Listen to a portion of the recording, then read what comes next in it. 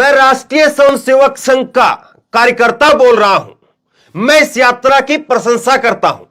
क्या प्रधानमंत्री ने इस यात्रा की आलोचना की है? यह कहना है आरएसएस के बड़े नेता चंपत राय, आरएसएस के नेता है और राम मंदिर जन्मभूमि ट्रस्ट के से जुड़े हुए हैं चंपत राय, और उनका यह कहना है, उन्होंने खुल करके प्रशंसा की है राहुल गांधी की और कहा है कि अच्छी बात है कि देश का एक नेता देश के समझने के लिए, देश को जोड़ने की बात कहते हुए 3000 किलोमीटर और इस मौसम के अंदर यात्रा कर रहा है।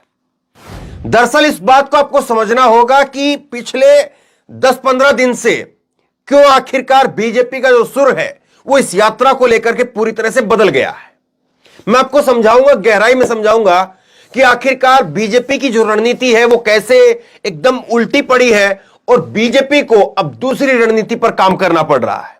आप जरा एक बार देखिए कैसे जो है चंपत राय, जो कि राम मंदिर जन्मभूमि ट्रस्ट से जुड़े हुए हैं, आरएसएस के बड़े नेता है, खुल करके कैसे राहुल गांधी की इस यात्रा का प्रशंसा कर रहे हैं और न केवल खुद अपने आप से प्रशंसा कर रहे हैं बल्कि प्रधानमंत्री नरेंद्र मोदी उनका भी हवाला दिया जा रहा है। सुनिए जरा।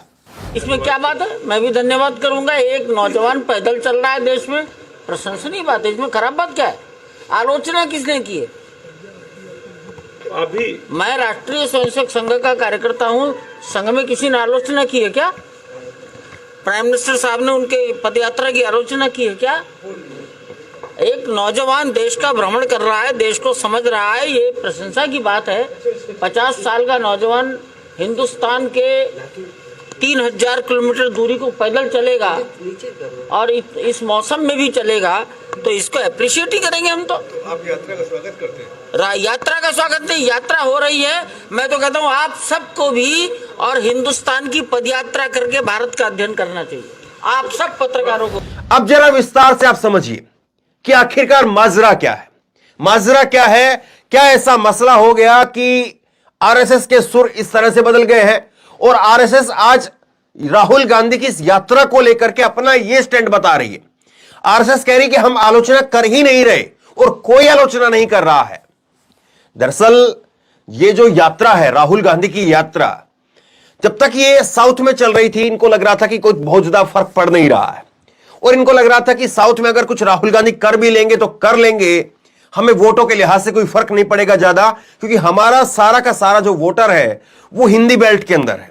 लेकिन हिंदी बेल्ट में जैसे ही यात्रा पहुंची इनको परेशानी होने लगी और इसीलिए उसी कड़ी के अंदर बीजेपी की तरफ से पहले कोरोना का हवाला दे करके, क्योंकि वो बात स्पष्ट हो गई है, जब तक यात्रा दिल्ली नहीं पहुंची थी कोरोना का इतना नाम लिया जा रहा था, कोरोना कोरोना कोरोना कोरोना, और अब जो है वो कोरोना खत्म, कोरोना का नाम का कोई जिक्र तक नहीं है। प्रधानमंत्री खुद मास्क लगा करके आ गए थे संसद के अंदर, लेकिन वो यात्रा दिल्ली फिर भी पहुंची और दिल्ली से अब पहुंच गई उत्तर प्रदेश में। और राहुल गांधी लगातार प्यार की झप्पी दे रहे हैं, प्यार कर रहे हैं, कभी अपनी माताजी से प्यार की तस्वीरें दिखाते हैं, कभी प्रियंका गांधी से प्यार की तस्वीरें सामने आती है। तो लग रहा है बड़े बड़े तुरम खा मान रहे हैं इस बात को कि राहुल गांधी कुछ तो अलग कर रहे हैं। जहां पर मोदी जी जाते थे अपनी माता का पैर छूते थे, वो बड़ा एक तरीके से होता था सब चीजें कि ऐसे झुकना है, ऐसे ये करना है, एक राजनीति का वो दौर हमने देखा है। लेकिन उस दौर के अंदर राहुल गांधी जब कर रहे हैं तो लोगों को लग रहा है कि हां जमीन पर चीजें बदल रही है और ऐसे में राहुल गांधी का विरोध करना यानी राहुल गांधी का फायदा करना और अपना नुकसान करना, यह वाली बात हो जाएगी और इसीलिए राहुल गांधी का विरोध बंद कर दिया गया है। सोचिए, कल्पना करिए इस बात की, आज से करीब करीब जो है वो 3 से 4 महीने पहले जब ये यात्रा शुरू नहीं हुई थी, आप कल्पना कर सकते हैं इस बात की कि आरएसएस कभी ये कहे खड़े होकर के कि हम राहुल गांधी की आलोचना कर ही नहीं रहे, हम राहुल गांधी की इस यात्रा की प्रशंसा करते हैं। क्या कभी किसी ने कल्पना की होगी जब यह यात्रा शुरू हुई होगी उससे पहले? ये 3 महीने के अंदर यात्रा ने कम से कम राहुल गांधी ने अपने आप को जो है इतना साबित जरूर कर दिया है कि आरएसएस के नेता अब निकल करके सामने आ रहे हैं और आरएसएस के नेता वो नेता नहीं जो हाशिए पर पड़े हुए हैं, वो नेता नहीं जिनको कोई पूछ नहीं रहा है।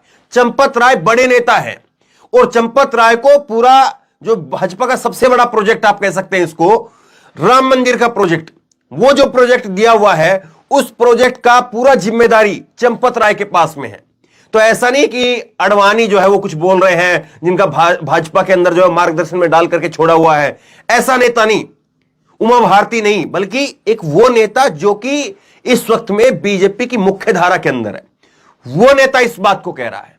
और उसकी वजह सिर्फ और सिर्फ जो है वो यही है कि किस तरह से जो है वो इस यात्रा के अंदर जनसैलाब आ रहा है और कैसे राहुल गांधी, जिनको हमेशा एक नाम से, पप्पू के नाम से जो है बीजेपी की तरफ से तमगा दिया जाता रहा, लेकिन कैसे वो चीजों को बदल रहे हैं।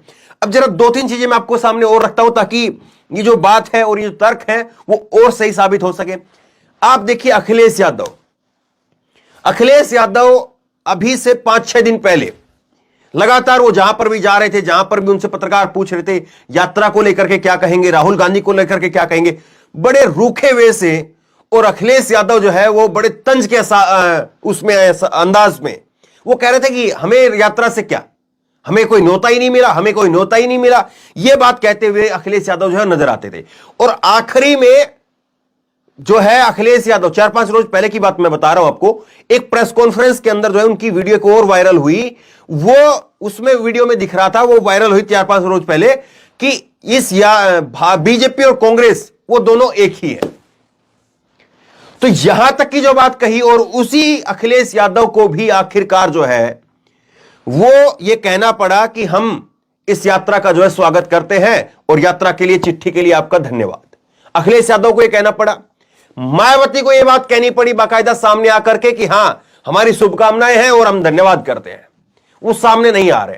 देखिए हर पार्टी की अपनी राजनीति होती है और सबको मालूम है कि अब अखिलेश यादव को भी इस बात का पता है कि अगर वो उनके साथ में जाते हैं, राहुल गांधी के साथ में जाते हैं, तो फिर कहीं मेरा जो है पश्चिमी उत्तर प्रदेश के अंदर या उत्तर प्रदेश के अंदर जो है वो कहीं ऐसा ना हो कि मेरा जो जनाधार है वो इसकी तरफ चला जाए, अखिलेश या राहुल गांधी की तरफ चला जाए, मायावती का भी। हालांकि देखिए एक बात बिल्कुल स्पष्ट है, अगर विपक्ष के तौर पर देखेंगे, मैं इस बात को कहने में कोई गुरेज नहीं होनी चाहिए, अखिलेश यादव उत्तर प्रदेश की अगर केवल बात करें तो उत्तर प्रदेश में बड़े नेता हैं अखिलेश यादव, विधानसभा के हिसाब से उत्तर विपक्ष की अगर बात करें। लेकिन अखिलेश यादव को भी 2009 का, जब कांग्रेस चरम पर थी, 2009 का वो चुनाव नहीं भूलना चाहिए, जब 2009 के अंदर कांग्रेस पार्टी जो है वो दूसरे नंबर पर रही थी। तो ये चीजें जो है वो दिखाती कि किस तरह से जो है वो बीजेपी कैसे जो है वो अब अपने आप को राहुल गांधी से साइडलाइन करके चल रही है। और इसकी वजह जो है वो राहुल गांधी की इस यात्रा की लोकप्रियता कही जाएगी। क्योंकि आप देखिए न केवल बीजेपी के अंदर से बल्कि अब आवाजें उठने लगी है इसको लेकर के, बल्कि बीजेपी के बाहर से भी आरएसएस भी इस बात को स्वीकार कर रहा है और विपक्ष के नेता भी अब इस बात को जो है वो रह करके स्वागत कर रहे हैं। अखिलेश जैन चौधरी का भी आज जो है स्वागत का ट्वीट आया, उनके भी कई सारे जो है वो नेता शामिल हुए। तो किस तरह से ये यात्रा ने स्पेस क्रिएट किया है, किस तरह से राहुल गांधी ने जो है वो अपने आप के लिए राजनीति के अंदर, मौजूदा राजनीति के अंदर, जब ये कहा जा रहा था कि राहुल गांधी के साथ में खड़ा होना या राहुल गांधी के साथ में अपना नाम लगाना, राहुल गांधी के लिए कुछ बोलना, वो नुकसान का सौदा होगा। लेकिन आज तस्वीर बिल्कुल पलट गई है। आज तस्वीर यह है आज की मौजूदा तारीख की कि राहुल गांधी के खिलाफ अगर आप कुछ बोले तो आपका नुकसान तय है, राहुल गांधी का फायदा तय है। सोचे इस बात को कि कैसे जो है वो ऊपर से नीचे तक पूरी कहानी एकदम से कैसे पलटी है और कैसे आरएसएस को भी आज कसीदे पढ़ने पड़ रहे हैं। आप क्या सोचते हैं, आप क्या समझते हैं, नीचे कमेंट बॉक्स में अपनी राय लिखकर मुझे जरूर बताइए। इस वीडियो को शेयर कीजिए, खूब शेयर कीजिए और इसी तरह तमाम खबरों के लिए ऑनलाइन न्यूज इंडेक्स सब्सक्राइब कीजिए। साथ में जो बेल आइकन है घंटे उसको जरूर दबाइए ताकि जैसे वीडियो अपलोड करें उसकी नोटिफिकेशन आपको सबसे पहले मिल सके। धन्यवाद। इस खबर को अभी लाइक करें, शेयर करें, अभी चैनल को सब्सक्राइब करें और घंटी जरूर